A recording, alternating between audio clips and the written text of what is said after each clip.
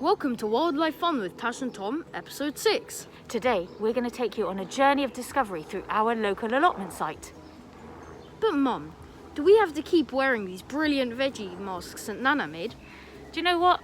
We're outside. I don't think we have to.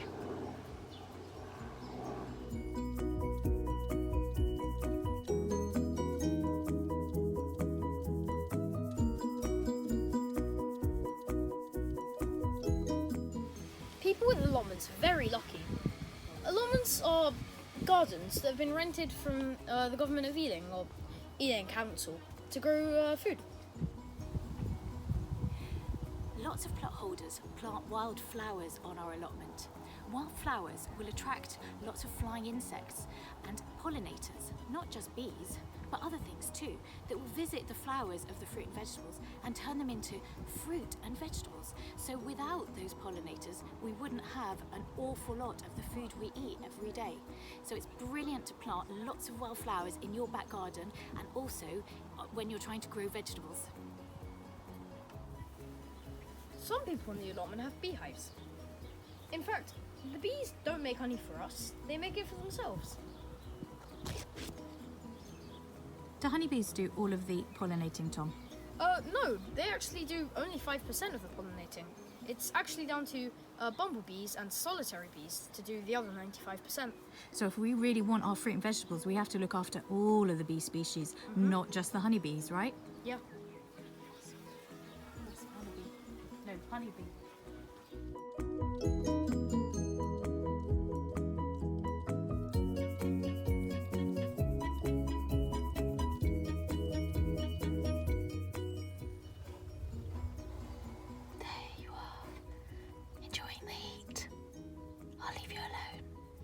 Your protected species. Bye, Mr. Slowworm. Look at this beautiful slowworm. Here we go. Look at this beautiful slowworm. Hello, darling. So you have to be really careful. This is called Anguillis fragilis, and it's actually a lizard. It's not a worm at all. It's a bit upset, so I'm going to let it go, because if it gets too upset, it will drop its tail. Now, slowworms are amazing. They have vestigial legs, little legs that you can't actually see, and they love heat, so they often sit under slabs and under plastic.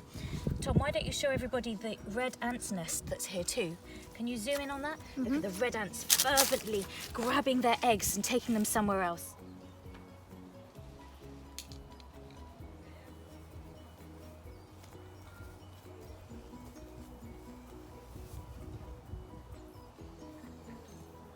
This is our orchard. We're really lucky to have a communal area that families can come to and have picnics in. And we have our social gatherings here as well.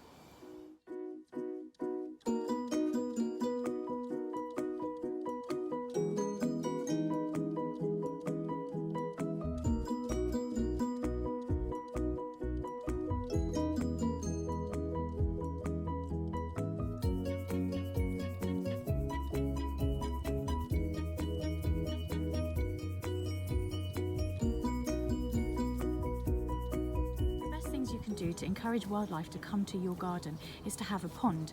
Now, on allotments there are lots of different ponds. There are all different types, all different shapes and sizes. This is a pond that is almost invisible. You can fall in. Can you see? There's a bit of activity. Oh yeah, we can see tadpoles feeding fervently on green matter and fish food. Sometimes the plot holders top up their diet with a little bit of extra goodness.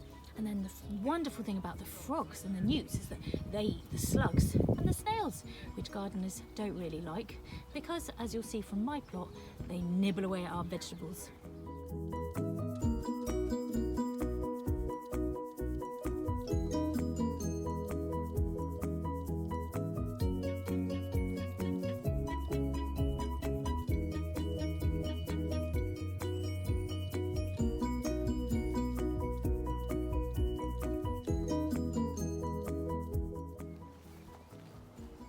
Hello, this is my allotment, and I grow lots of different fruit and veg and flowers on here, and I try to keep this plot as wildlife friendly as possible. Now, as you know, I Know Why It's Yum Mum is all about promoting fruit and vegetables to children, and I encourage children to come to my allotment to see how things are grown, and to come to these allotments generally and see how all the different plot holders grow different things. So let me show you some of the things that we've got growing here. Come on.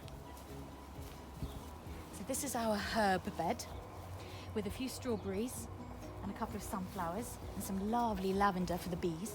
We've got some mange tout here, some sugar snap peas. Can you see? They're ready to eat, definitely. We've got beans coming, cucumbers, tomatoes, and bees climbing up. Oh, funny noise.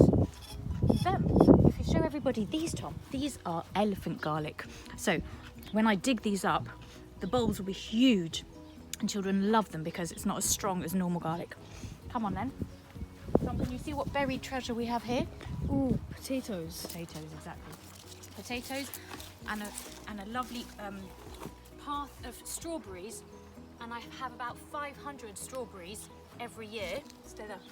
And they've all gone now because we've eaten them, frozen them, and a few have been taken by mice and rats.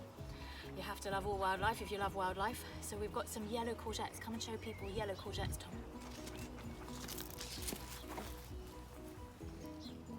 Can you just about see them? Black currant bush there. Lovage and rhubarb. Lovage is a herb that makes soup delicious. Now I've got a second wildlife pond here, but it's not really mature yet, so there isn't much to see.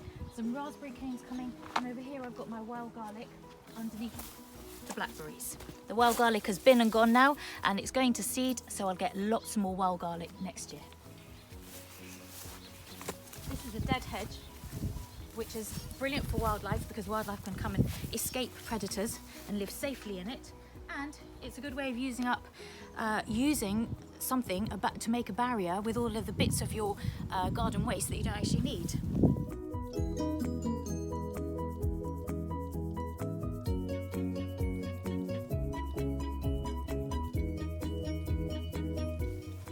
So this tree looks like it's got olives on it, but what are they, Tom?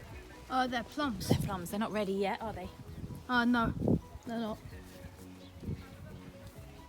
Let me just take you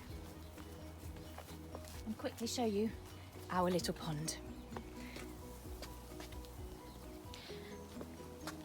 So there you have it. That was my allotment, and I'd love to show you it in real life. So maybe you can come along during the summer.